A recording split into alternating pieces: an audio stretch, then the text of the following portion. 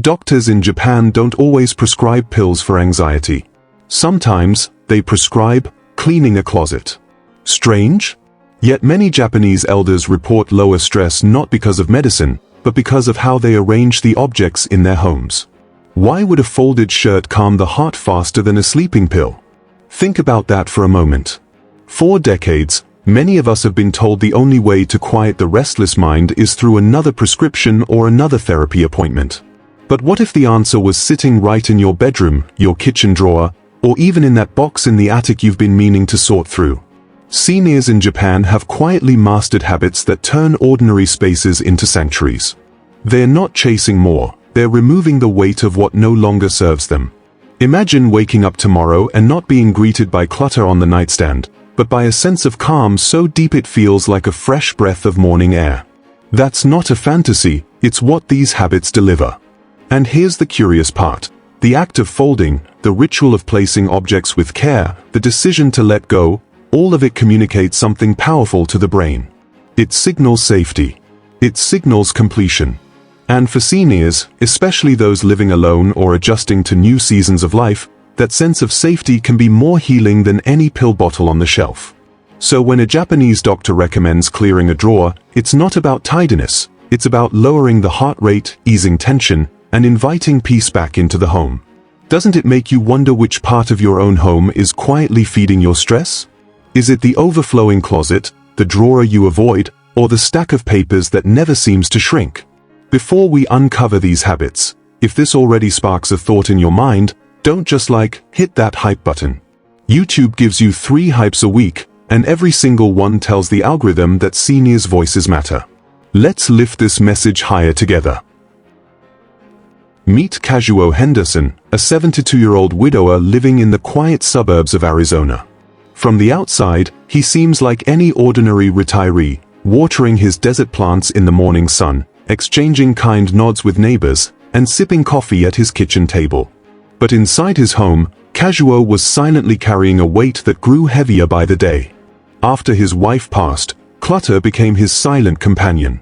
Bills gathered dust in uneven piles, closets overflowed with clothes that no longer fit, and sentimental keepsakes crowded every surface. What seemed harmless at first soon became overwhelming. The more crowded his home felt, the more crowded his mind became. His nights were restless, his mornings heavy. What few people knew is that Kazuo was not a stranger to peace. His grandmother, who emigrated from Japan, had once taught him a set of quiet habits rooted in Japanese tradition. She believed the way you folded a shirt, the care you gave to a drawer, even the act of discarding with gratitude, could calm a heart in ways words or medicine never could. As a child, Kazuo had brushed these lessons aside. But now, decades later, in the stillness of widowhood, he rediscovered them. It started when he unearthed one of her old letters, where she wrote, "When the home breathes, the spirit finds rest." Those words shook him. They weren't about tidiness, they were about survival, about healing. So, Kazuo began small, emptying a drawer, folding each shirt with attention, thanking objects for their service before letting them go. With each ritual, something shifted. His house grew lighter, but more importantly, so did his chest. Meet Kazuo, not as a man who lost his way, but as one who reclaimed peace through habits older than himself, habits that could just as easily breathe life into your own days. Habit 1. The tea ceremony drawer. Kazuo didn't start by attacking his overflowing closets or the garage stacked with boxes. That would have been too heavy, too exhausting, too defeating. Instead, he remembered something his grandmother once told him: peace begins in the smallest of spaces. And in Japanese culture, few things symbolize peace and presence more than the tea ceremony. Every gesture in that ceremony, the careful way the cup is placed, the deliberate whisking of the matcha, the silence between movements, is about being fully there, in the moment. Kazuo realized he could bring that same calm, ceremonial focus to something as ordinary as a single drawer. So one afternoon, instead of drowning in the thought of decluttering his whole home, Kazuo sat quietly with a small bedside drawer.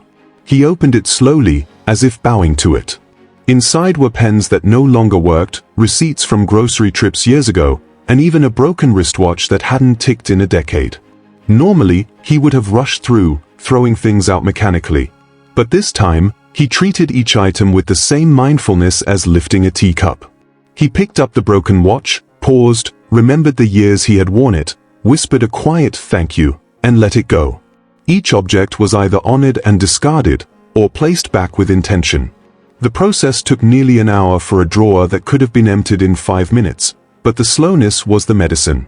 For seniors, this practice does more than declutter. It prevents overwhelm by shrinking the task into something both achievable and calming. There's no pressure to tackle an entire room. Instead, you choose one drawer, breathe deeply, and treat it like a ceremony of renewal. The result is not only a tidy space, but also a calmer nervous system. It's a reminder that even at 60, 70, or beyond, transformation doesn't require a marathon of energy. It requires presence. Kazuo said the strangest thing happened after finishing that first drawer. When he lay down that night, he felt a stillness in his chest he hadn't felt in years. It was as if cleaning one drawer created just enough space in his mind for sleep to return. And from there, momentum slowly grew. If you had to bring calm to just one drawer, which would you choose? Would it be the junk drawer in the kitchen? The nightstand beside your bed? Or maybe the drawer full of old letters you haven't opened in decades? Share it in the comments. I promise, choosing one small space can open a door you didn't know was waiting. Habit 2. Kansha Folding, Gratitude Folding. When Kazuo first rediscovered his grandmother's wisdom, he was struck by how ordinary actions could carry extraordinary meaning. One of the most powerful lessons she taught him was kansha, the practice of gratitude. In Japan, even something as humble as folding laundry can be transformed into a moment of reverence. Rather than seeing it as a chore to get done, clothes are folded with care and with spoken words of thanks. Thank you for keeping me warm. Thank you for covering me with dignity. Each item is not just fabric, it's a companion that has served faithfully. For seniors, this simple act becomes much more than tidiness. It turns the often monotonous task of folding into a meditation. Each slow fold becomes a breath. Each whispered thank you becomes a grounding anchor. Kazuo admitted that before adopting this habit, laundry was a silent reminder of his loneliness. The piles seemed endless, and without his wife there, he often questioned why he should even bother keeping order. But when he began folding with gratitude, the experience changed. Instead of loss, he felt connection, to his past, to his wife, and to himself. His shirts became symbols of resilience, his socks reminders of the many walks he still took in the Arizona sun. This habit also holds a subtle gift. It reconnects the body with purpose. Seniors often speak of days feeling too quiet, or of actions feeling meaningless once the rush of working years is behind them. But when you approach folding as meditation, each movement says, I matter. This moment matters. Even if your energy is limited, even if your pace is slow, you can still create a ritual that brings calm instead of stress. Kazuo described the first time he spoke gratitude aloud while folding as strangely comforting, like having a conversation with life itself. And science agrees. Gratitude practices have been shown to lower blood pressure, ease anxiety, and improve sleep. For him, the laundry pile stopped being a burden and became a daily opportunity for reflection and calm. Have you ever whispered a thank you to your clothes, your blanket, or even your shoes? Try it once, and notice how your spirit responds. You may find that the weight in your chest softens, just as it did for Kazuo. But the next habit surprised Kazuo the most. It erased a stress trigger without him throwing away a single thing. Habit 3. The sound declutter. Clutter is not always something you see, it can also be something you hear. Japanese elders understand that the environment is more than visual, it's sensory. A home can look neat yet still feel restless if every corner hums, squeaks, or ticks. In fact, many Japanese homes are designed with quiet in mind, from soft sliding doors to smooth tatami mats that hush footsteps. Noise is treated as a kind of invisible clutter, and removing it is just as important as clearing a messy shelf. Kazuo never thought of sound as clutter until one night, when silence refused to come. His wife's absence already left him struggling to sleep, but a small, relentless sound seemed to tighten the knot in his chest, the tick-tick-tick of his old bedroom clock. It had been there for decades, a wedding gift, and he assumed it was harmless. But once he paid attention, he realized that the sound wasn't neutral, it was aggravating his nerves, like a drip from a faucet you can't fix. That night, he replaced the ticking clock with a silent one, and for the first time in months, he fell asleep without battling the noise. The relief was so immediate, he wondered why he hadn't noticed earlier. For seniors, this habit can be life-changing. Our nervous systems grow more sensitive with age, and what we dismiss as background noise can quietly raise stress hormones, fuel irritability, and even disrupt sleep. The creak of a chair, the buzz of an old fridge motor, the rattle of a loose window pane, each of these is a small leak of peace. Over time, they drain your energy. By identifying and removing sound clutter, you don't just make your home quieter, you make it restorative. Kazuo expanded this practice beyond his bedroom. He fixed the squeak in his rocking chair, added felt pads to the bottoms of drawers, and oiled the hinges of a stubborn door. Each small change gave him a sense of calm control, as if he was tuning his home like a musical instrument until it hummed with peace instead of static. He even noticed his heart rate slowed when the background noises diminished, and his evenings became gentler. Take a moment to listen, really listen. What sound in your home drives you up the wall without you realizing it? The squeaky cupboard? The ticking wall clock? The hum of an appliance that's long past its prime? Share it in the comments. You may discover that one small change could give you back the kind of rest you thought you'd lost. Habit 4. Shōji light practice. In Japan, light is treated not just as illumination, but as a pathway to peace. Traditional shōji screens, crafted from delicate paper over wooden frames, diffuse sunlight gently, creating soft, even brightness that soothes the eye and calms the mind. Kazuo Henderson, like many seniors, hadn't realized how much his environment affected his mood.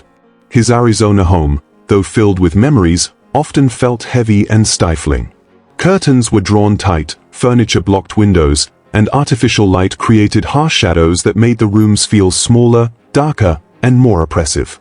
The clutter of light, or rather, the mismanagement of it, added to the anxiety that had been slowly building over the years. Inspired by the philosophy behind shōji screens, Kazuo began to experiment. He started simply, opening a window in his living room that had been shuttered for months. The sunlight poured in, soft and warm, filling spaces he hadn't noticed before. He removed a heavy, dark curtain that blocked the morning light, and suddenly the room seemed twice as large. The walls, previously casting shadows over memories, now reflected brightness and airiness. Even the act of placing a single mirror strategically to catch sunlight became transformative, bouncing gentle light across corners that had felt neglected. The change wasn't just visual, it was emotional. Kazuo reported feeling lighter, calmer, and more energized simply by letting light move freely through his home. For seniors, this habit is especially potent. As we age, our eyes and circadian rhythms are more sensitive to light, meaning natural illumination can impact mood, energy, and sleep cycles. Harsh artificial lighting or blocked windows can inadvertently increase stress and make spaces feel smaller or more cluttered than they actually are. By observing how light interacts with rooms, and by intentionally rearranging windows, curtains, and reflective surfaces, seniors can transform even the most modest home into a sanctuary of calm. Kazuo also discovered that adjusting light made the act of decluttering easier. When sunlight highlighted hidden corners, he was able to see which objects truly belonged in his life and which were simply taking up space. The visual clarity prompted emotional clarity, allowing him to release items without regret. Take a moment today to observe the light in your home. Are curtains blocking sunrises that could energize your mornings? Are corners left in shadow that might conceal stress-inducing clutter? Simple adjustments, opening a window, removing a heavy curtain, or adding a reflective surface, can make your rooms feel spacious, airy, and deeply healing. Light, after all, is not just illumination, it is a gentle guide toward peace. Habit 5. Memory stones, not memory junk. Kazuo Henderson had once believed that memories could only be preserved by keeping every physical token associated with them. His home was filled with boxes of greeting cards, old photographs, ticket stubs, and trinkets collected over decades. Each item carried its own story, its own fragment of life, but collectively, they had become a weight rather than a treasure. Walking past the stacks of paper and memorabilia, Kazuo felt a pang of grief every time he saw a card from his late wife or a program from a concert they had attended together. The memories were meant to comfort, yet the cluttered evidence of them had started to trap him in sadness. Then he remembered a lesson from his grandmother, a lesson simple yet revolutionary: choose one thing to carry the memory, not 1,000. In Japan, elders often follow this principle. Instead of preserving every single memento, they select a single symbolic object that encapsulates the essence of what they want to remember. This object, treated with reverence, becomes a memory stone, a touchpoint for reflection, gratitude, and peace. The rest, no longer needed, can be released without guilt. For Kazuo, the choice was clear. He found a smooth, flat stone he had collected from a lake where he and his wife had spent an afternoon decades ago. He had it engraved with a simple phrase in Japanese that meant "always with me." This single object replaced the piles of cards, letters, and trinkets that had once triggered sorrow each time he glimpsed them. The stone, tactile and grounded, became a daily reminder of love, connection, and enduring presence. The act of selecting it, engraving it, and placing it in a dedicated spot was itself a ritual of closure, transforming what had been grief-laden clutter into a source of comfort and calm. For seniors in the US, the lesson is profound. Holding on to everything does not preserve memory, it often preserves anxiety.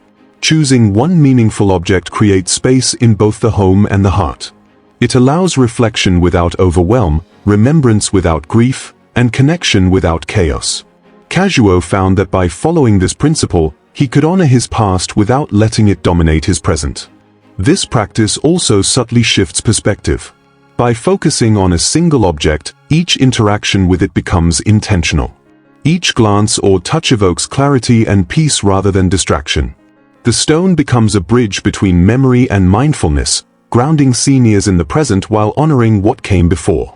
But the next habit feels almost rebellious, because it's the opposite of what most decluttering experts say, challenging everything Kazuo thought he knew about holding on and letting go. Habit 6. The seasonal emptying.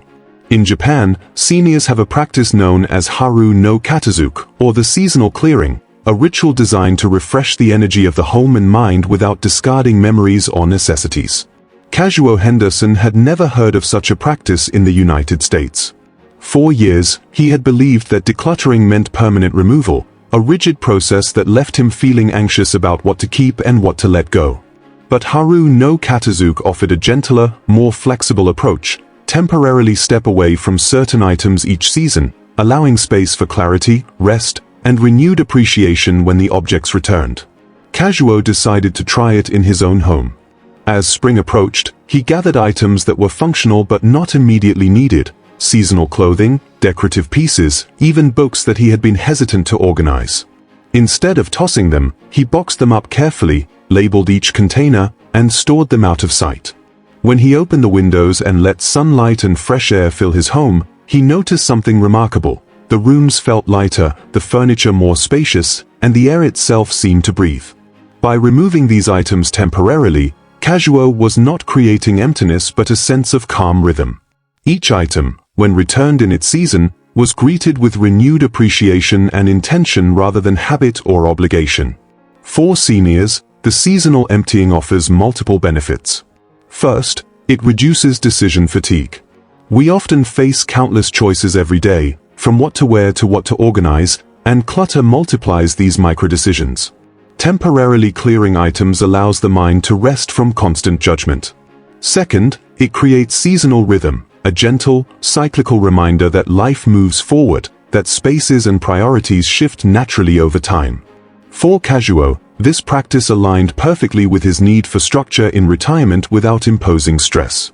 What made it even more powerful was the emotional effect. Objects that had once seemed overwhelming or burdensome became meaningful again when reintroduced. A winter scarf he had boxed away months earlier was now handled with gratitude and warmth. A stack of holiday decorations returned with delight rather than dread. Seasonal emptying, Kazuo realized, was not just about physical space, it was about emotional space, a way to honor the ebb and flow of life. Seniors watching can experiment themselves, select a drawer, a shelf, or a corner, and box away items that are useful but not essential in the current season. Let them rest. When you return them months later, you may be surprised at the calm, clarity, and appreciation that arises simply by creating temporal distance between you and your belongings. Haru no Katazuki teaches that sometimes, letting go temporarily is the surest way to return to balance and peace. Habit 7. The breath space. In Japanese homes, the concept of intentional emptiness is as vital as the objects themselves. Elders often leave an open wall, a bare shelf, or a clear corner, not out of neglect or lack of taste, but as a conscious practice to create breathing space. This emptiness serves as a buffer for the eyes, a resting place for the mind, and a quiet invitation to pause. It is not wasted space, it is a sanctuary within the home, a place where thought and calm can settle without distraction. For Kazuo Henderson, who had long lived surrounded by the accumulation of years, clothes, papers, keepsakes, and memories, the idea was revolutionary. His home had always been full, yet never truly alive. When Kazuo decided to create his first breath space, he chose a small corner of his living room that had always been cluttered with old magazines, half-used candles, and a stack of miscellaneous objects. Over several evenings, he cleared the items, dusted the corner, and left it completely bare. At first, the emptiness felt strange, even unsettling. His eyes wandered over the empty surface, expecting something to fill it. But as hours passed, he noticed something subtle yet profound. The corner invited him to sit nearby, to pause, to breathe.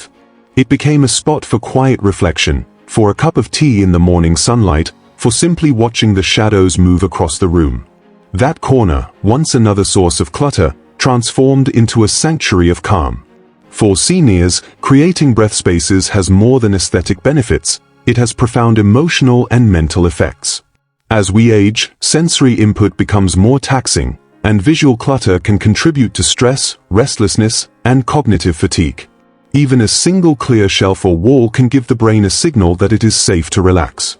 It creates a visual exhale, a place to process thoughts without interruption. Kazuo found that after establishing several of these spaces throughout his home, his mind felt lighter, his mood steadier, and his energy more focused. The beauty of breath spaces is that they require minimal effort but yield significant results. You don't need to overhaul an entire room. Just one wall, a single shelf, or a corner by a window can become your retreat. The goal is to leave intentional emptiness that invites presence, reflection, and calm. Do you have even one breathing space in your home, or is every corner full? Take a look around, and consider carving out a small area just for yourself. Even a tiny zone of emptiness can act as a mental oasis, a daily reminder that serenity isn't found in more things, but in the spaces we create for peace. Habit 8. Mottainai Rotation. In Japan, there is a deeply ingrained philosophy called Mottainai, which roughly translates to "don't waste." It's more than just a saying, it's a lifestyle that teaches respect for objects, resources, and the energy invested in them. Japanese elders often approach decluttering not as disposal, but as repurposing, ensuring that every item continues to have value before it leaves the home. For Kazuo Henderson, this concept was a revelation. For years, he had wrestled with letting go of things, feeling guilt or loss each time he removed an object from his life. Mottainai offered a third path, transformation instead of elimination. Kazuo began small. He gathered old t-shirts that he no longer wore, soft, faded, but still strong. Instead of tossing them or storing them indefinitely, he learned to repurpose them into quilts, blankets, and simple bags. He donated these creations to a local shelter for seniors and families, knowing that what he once considered clutter could now serve others. The process was surprisingly uplifting. Each folded shirt became a stitch in a story of utility and compassion. His closet, once overstuffed and chaotic, lightened dramatically.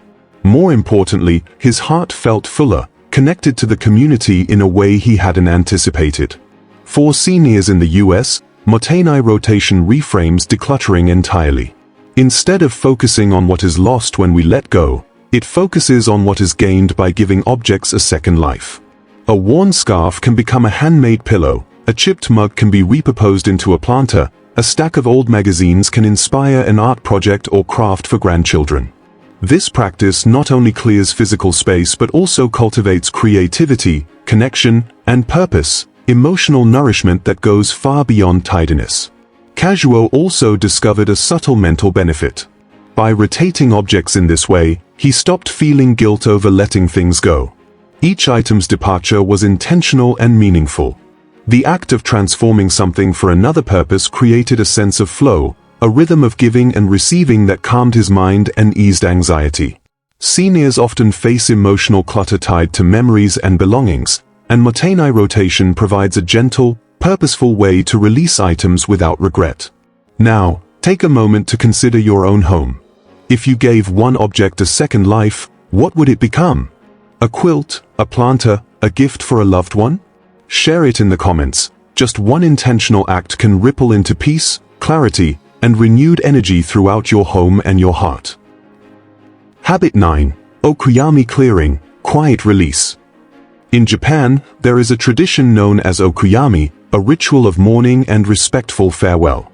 It is a quiet, intentional practice that allows people to honor what they are letting go of, acknowledging the value of objects or memories while releasing them from daily life.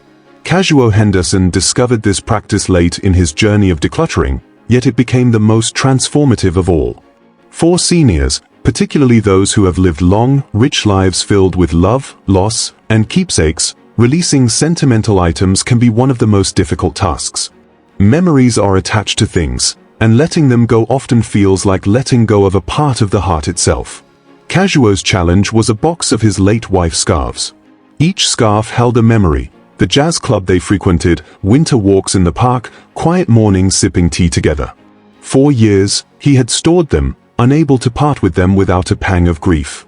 Traditional decluttering advice would have told him to toss or donate them quickly, but Kazuo felt that approach would disrespect both the scarves and the emotions tied to them. Inspired by Okuyami, he created a ritual of release. He lit a small incense stick, played her favorite jazz record, and held each scarf in his hands, whispering a quiet farewell. When he finally placed them in a donation bag for a local shelter, he felt not loss, but transformation. The sorrow melted into gratitude. The act of giving became a bridge between mourning and healing. For seniors, Okuyami Clearing reframes letting go. It is not about erasing memories, but honoring them with mindfulness. A ritual, whether through music, words, scent, or a simple moment of reflection, creates a psychological closure that tossing items into a bin cannot. It teaches that emotional attachment does not have to block physical space or mental peace. By giving items intentional, respectful release, the heart is freed as much as the home. Kazuo found that after practicing Okuyami, his home no longer carried the weight of unprocessed grief. The act of ritualized release allowed him to move forward while still treasuring the past. It became a spiritual decluttering, turning anxiety into calm and sorrow into acceptance. His closet, once a source of daily emotional friction, now reflected serenity, intention, and peace. And this last habit didn't just clear his closet, it cleared his soul. By incorporating Okuyami Clearing into daily life, seniors can release clutter with dignity, transform grief into gratitude, and create spaces that nurture both the body and the spirit. It is the culmination of all the practices Kazuo embraced: mindful, intentional, and deeply healing. Kazuo Henderson's journey through the 9 Japanese decluttering habits reveals a truth many seniors overlook. Decluttering is never just about tidying up a home, it's about healing the heart, calming the mind, and reclaiming a sense of peace that may have been buried under years of possessions, memories, and obligations. His home, once a maze of stacked papers, overflowing closets, and scattered mementos, gradually transformed into a sanctuary of serenity. Each drawer, each carefully folded shirt, each breath space, and even the light that now flowed freely through his rooms worked together to create an environment that soothed rather than stressed. The anxiety that had followed him from room to room began to dissolve, replaced by calm, clarity, and a gentle rhythm that guided his days and nights. For seniors, this story demonstrates something profound. Peace does not require medication, endless therapy, or drastic life changes. It can come from mindful attention to the spaces we inhabit and the rituals we adopt. The 9 habits Kazuo embraced, ranging from the simple focus of a single drawer to the emotional release of sentimental items, offer a blueprint for transforming anxiety into calm without ever leaving home. It's not about perfection or minimalism for its own sake, it's about creating intention, meaning, and emotional alignment in every corner of your life. His home became a reflection of his inner peace, and his nights, once restless, became filled with restful sleep and renewed energy for each day. The emotional takeaway is equally powerful. Seniors often carry layers of accumulated objects, memories, and responsibilities that can quietly weigh on the spirit. By applying these practices, you can honor your past while creating space for present serenity and future joy. Kazuo found that when objects are handled with gratitude, when spaces are given room to breathe, and when sentimental items are released with care, anxiety diminishes, and the home becomes an ally in wellness rather than a source of stress. Peace doesn't come from having more, it comes from choosing less, with intention, and finding meaning in what remains. Kazuo discovered calm in his 70s, proving that age is never a barrier to reclaiming tranquility and balance. If he could find it, so can you, step by mindful step, habit by ritual. Before you go, tap hype to show YouTube that seniors' wisdom deserves to trend. Like, subscribe, and share this with a friend who deserves calm today. Every hype, every like, every share helps lift this message higher so more seniors over 60 can discover the peace that comes from mindful decluttering. Together, we can grow this circle of calm, one home, and one heart at a time.